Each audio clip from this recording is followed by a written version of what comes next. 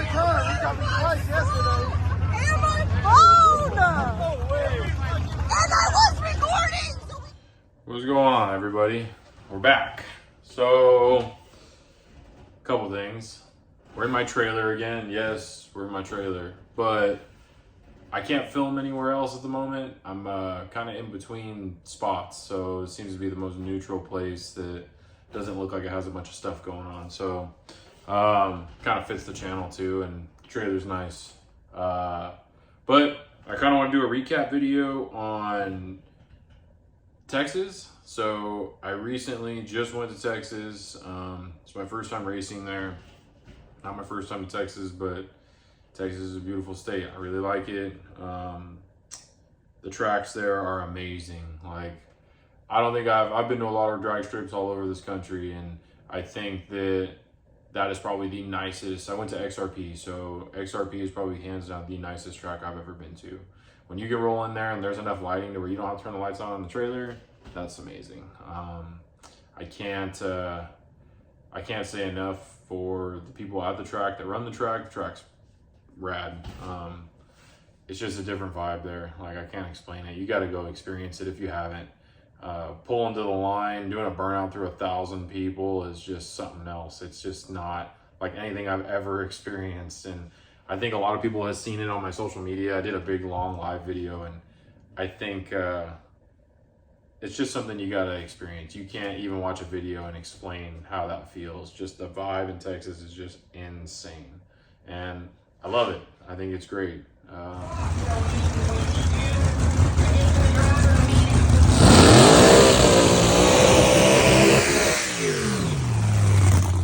But yeah, that being said, going to Big Jake's was something that I really, really wanted to do, and I went ahead and just said, F it, we're gonna do it. So I made a couple phone calls, got my truck together, got my buddy Alex that tunes my truck. I got him a plane ticket.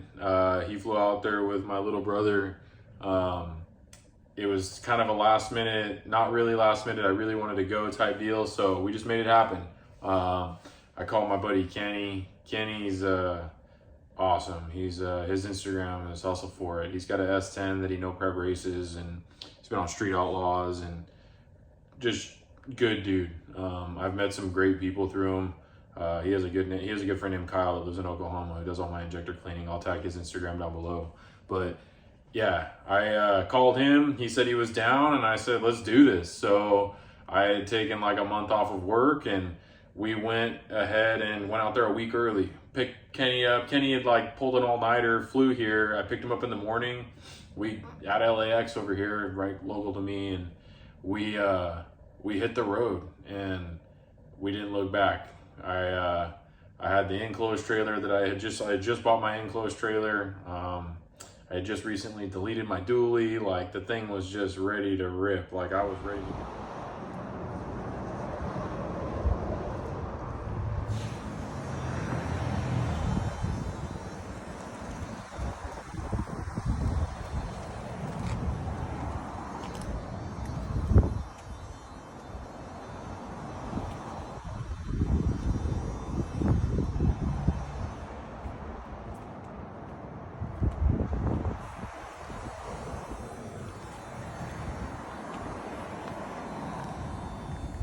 I had the enclosed trailer that I had just bought my enclosed trailer. I had just recently deleted my dually. Like, the thing was just ready to rip. Like, I was ready to go. I was fired up. Had spare parts for days. There was nothing stopping me. We were gonna go race there, and we were gonna go fast. So, like I said, I picked Kenny up at the airport with the truck and trailer, and we hit the road from there. I think we left at like 10 o'clock on like whatever it was, whatever day we left, like a Monday or something like that. Might even been a Sunday. I don't even remember. And we hit the road and we drove straight through. We didn't stop. I remember looking at the GPS on the screen in the truck, and it said 19 hours. And I swear to God, we saw 19 hours all the way until we hit like New Mexico, and it just never stopped. But we tag teamed it. I think I drove like 12 hours straight through. I made it all the way to New Mexico, And then I handed it over to Kenny, and we took off. He took off from there and pretty much finished up the drive until we got to Texas, and then I kind of finished it up. But when we got there, we made it there pretty fast, I would say. I think we made it there in like 19 hours straight through, so which is hauling ass coming from California. We immediately hit up a friend of ours that had moved up there. Kenny was more friends with him than I was. His name's Justin Anderson. He owns Anderson Performance out there. He was a Northern California guy. Has a truck similar to mine, or had one similar to mine. So me and him had shared common interests on social media for years, but finally met him in person, and everything that I expected him to be on social media, he was definitely that same person in person. We get there, and he's got a SS, like a Malibu. It's all cammed and whatnot. It sounds cool. And we spent some time at the shop, cruising around, taking a look at stuff. And yeah, he immediately took us to a barbecue spot, which was awesome. I mean, it was good. Definitely, like I said, I got my first taste of Texas right there. It was awesome. Justin had told me, which he probably regrets at this point. Now he told me, yeah, whatever you need through the week while you're here, just let me know. And he's got a nice big old shop over there. He does a lot of like tuning and aftermarket part installs and stuff like that, LS stuff. I think he's doing some Coyote stuff now too. We won't talk about that, but yeah, it was a good time. And then I think I got an Airbnb about 10 minutes prior to showing up in Texas that we had for a couple days. That was a scene in itself. Like, if anybody's had a nightmare with Airbnbs, let me tell you, like, I'm one of them. I'm one of those stories. Like, we showed up there, it was great. We got locked out of it coming back from the track one night at or I think we went out and we were partying, a couple days that we were there early. I think we showed up on like a Tuesday, and we were partying, and we showed back up there one night. We couldn't get back in the Airbnb. They changed the code, and I was pissed. It was like 2 a.m. I'm calling the freaking host, and it was just a scene. I think my buddy Kenny was just about to blow the door down. I was hot. So yeah, it was definitely interesting. But I ended up pushing a bunch of buttons on the code on the keypad, and I found the code. Like, we figured it out somehow. We ended up the door unlocked. I was just like, whatever, I don't give a shit. I just want to go inside. I'm tired. And yeah, thankfully, like, racing doesn't start until the night in Texas, which is rad. Like, here you're packing up at 9 o'clock, the track's done. Here, over there, you're just pulling into the lanes. Like, there's nothing cooler than that. So worked out. We were able to sleep during the day. But I remember we went back to the track that next day, and I got all set up, and we went out there, and I was fired up. Had a base tune up in the thing that I thought was going to go A to B, and we got the truck fueled up, ready to go, and yeah, it was not all that it was cracked up to be. I had just recently redid the exhaust, and prior to even us going to the track, we actually ended up at my buddy Brandon at ARS's shop, and I rolled the truck out there the day prior of us even showing up to the track. That night we showed up at the Airbnb where we got locked out, and I hadn't even started the truck since I got it all back together before we went to Texas. That's where I was at with it. I had just redone the exhaust, new headers,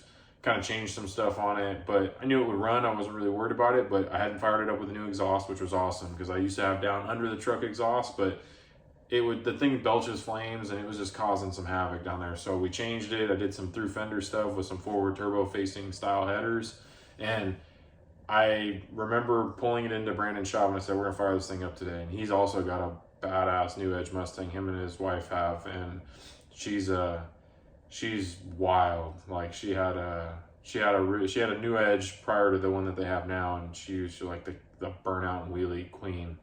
But I knew Brandon has a crank driven Pro Charger set up on that new car that he has that they're building, and he was like fired up to see that thing, and he wanted to hear my truck start because it's gonna be similar to what he has, and I wanted to hear it too because I hadn't heard it with the new header. So we ended up firing it up, and I'll put a video up here. I'll throw it in here somewhere, but it sounds so good. Like, the motor, I love everything about what I got going on with that thing. Like, the camshaft that I got in that thing just rumbles. It sounds like horses. Like, it sounds like a bunch of horses galloping on like just like cobblestone road to me. It just sounds so good. In this video, it's like my favorite idle video of the truck. So, yeah.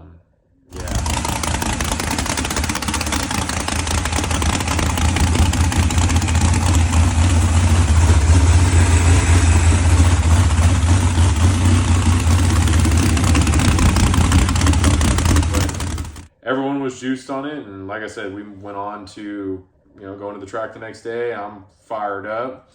We go out there. I do my first burnout. Everything sounds good, feels good, and I'm like, man, this thing's gonna rip. It feels good today. And the DA was decent, and I go out there. I make it to like the 200-foot mark, and I just see aluminum flying everywhere. And I'm like, what the hell was that? So I lift, shut it off. I'm like, no way, dude. Did I just drive 2,000 miles to blow this thing up? Like, what the hell just happened? And you see aluminum flying, all bad. But what I didn't know is, like, and you learn, right? I had seen a bunch of people do aluminum exhaust on their turbo cars and whatnot, but I ended up doing it on my truck, and I did from the collector forward all aluminum. Well, I learned the hard way. Don't do aluminum unless you're going to do very thick aluminum, especially on bends. I think on straight runs it's probably fine, but the blower motor has so much exhaust gas pressure, I literally blew the elbow out. And insert picture now.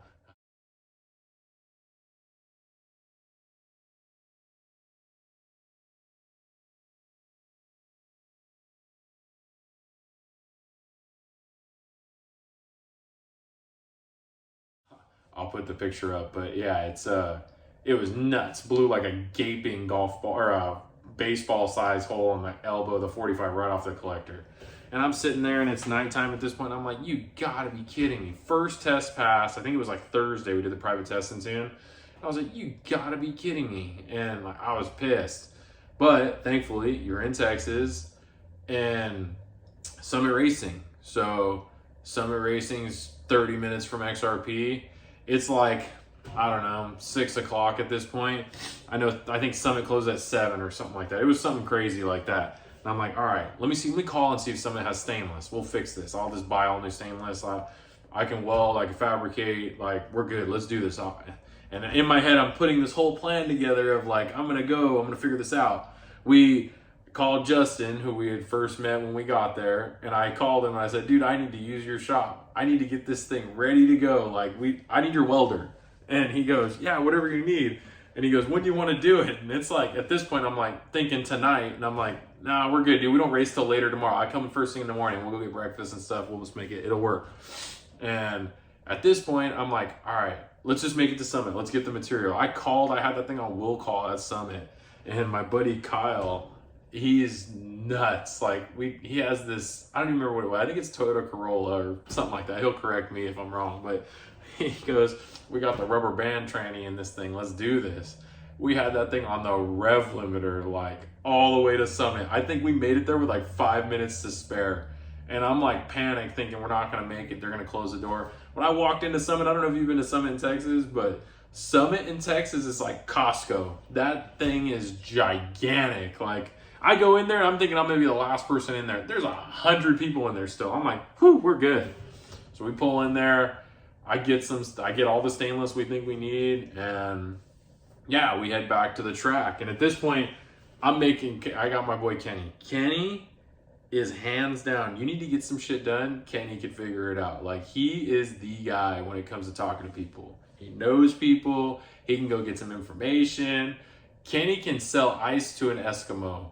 He's fucking hilarious. Sorry for the F-bomb, but I had to. He's just hilarious, man. He cracks me up. Between him and Kyle, those two, I would travel all over this world with them. They're friggin' awesome.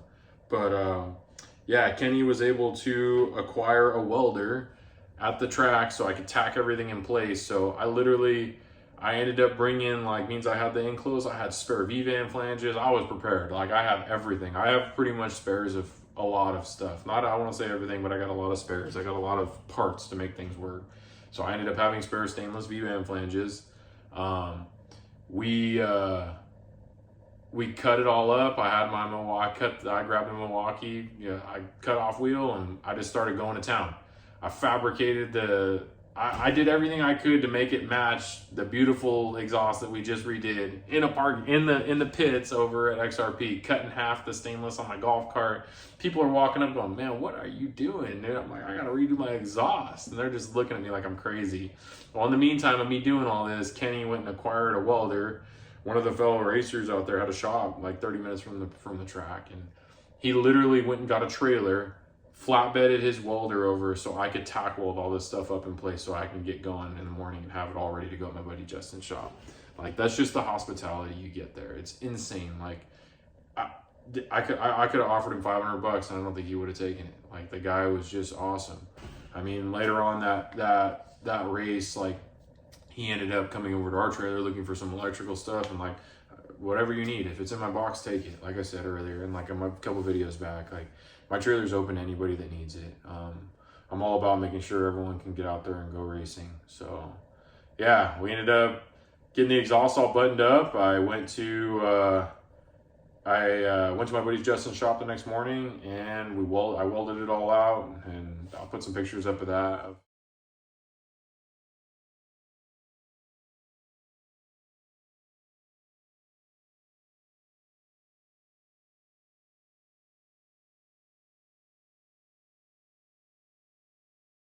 You know, I've said the shop, and yeah, welded it all out, and yeah, we were good. We were back in business. We went back to the track, nice and rested, just mellow, which is cool because you don't race till night.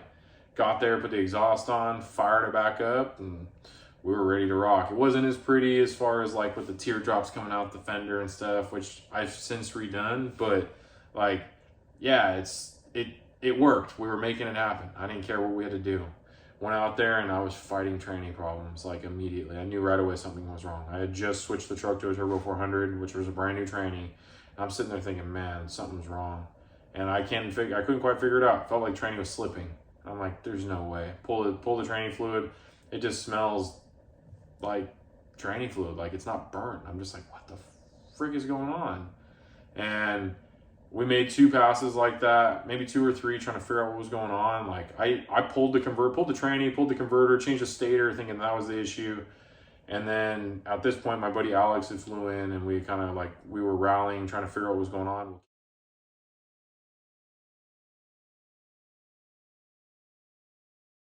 Kenny was out doing what he was doing and talking to people, trying to figure some stuff out. Well, come to find out, I have a brand new Hughes Turbo 400 in the thing.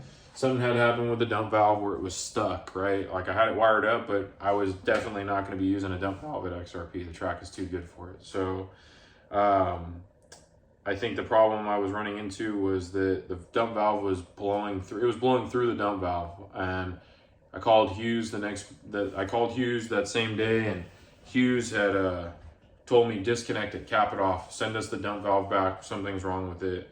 And Steve over at Hughes is just great people. I sent my dump valve back. He said he's gonna send me a new one. So no charge. Like, they're awesome people over there. So kudos to them for that. But at the time, we ended up just finding fittings. We capped it off, but it was because Kenny had went around as well and asked a bunch of people, and like a couple guys and a couple credible guys like Richard Shelley and Joey Heichel, the guy that owns Beater Bomb. They were there, and they had told him just the same thing, disconnect the dump valve, something's wrong with it. So sure enough, we go out there, and the truck picked up 8/10 just doing that, capping the dump valve off, because we were making passes with the dump valve wide open, and it was just like something was wrong. I think we picked up 17 miles an hour and like 8/10. It was wild. And the truck felt like a rocket ship, and I knew immediately we were gonna freaking roll.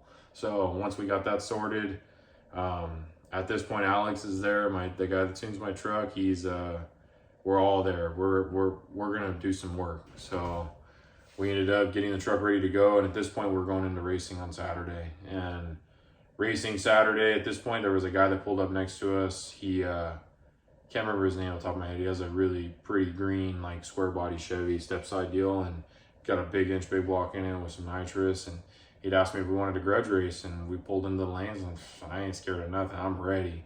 So everyone kept telling me the truck was really fast, and I said, I don't care, man. Hopefully he's got enough. And we go up there, do burnouts. I'm listening to this big old monster next to me, and I'm thinking, all right, well, let's see what we got. See what this little LS will do. And we go up there, and I'll insert the video here in a second so everyone can see what I'm talking about.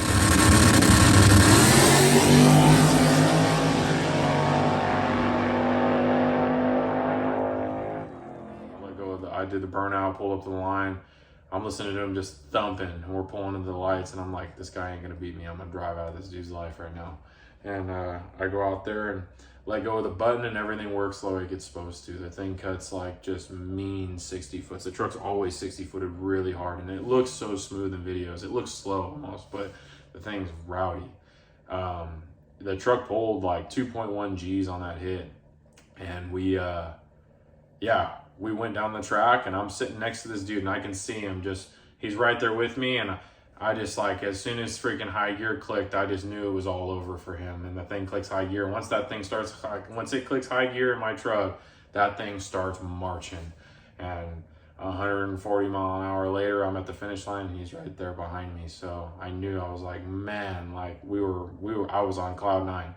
The truck went a personal best that pass, and I was like, we had still a lot of room to go. And I said, we're in. And we go back to the pits, and the guy, I'll never forget, he walked up to me and goes, man, I didn't think that truck was that fast. He goes, dude, you got a scramble button in that thing? And I remember it was something my dad would have said to, somebody when they asked him like that. And I said, nah, man, that's just home-built raw horsepower right there. And he started laughing, but it was good times. But yeah, we went back up there for another test hit, and he wanted to do another grudge race, and I'm your Huckleberry. Don't throw me with a good time. So he said he was going to turn it up, and I told him turn it all the way up. So we went out there, same thing. I went out there, and we were at the 330, and I start marching. As soon as the thing clicked high gear, it just fell right on his face. And I was just like, no way. I'm thinking the worst at this point. I'm like, freaking A, man, there's something let go.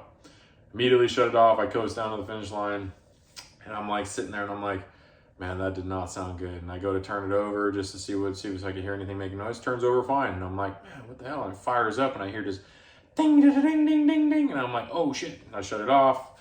I'm like, immediately know the blower's broken. So I get out of the truck. And at this point, my buddy Enrique had pulled up. He's from, he's easy, MTZ. I'll put his link down below. But yeah, he's got a Silverado, like similar to mine, Pro Charge Deal, super nice truck. And, he's like, hey, man, you got one of them turbo blowers now, huh? And I start laughing. I walk up, and you can see the blower wheel still spinning.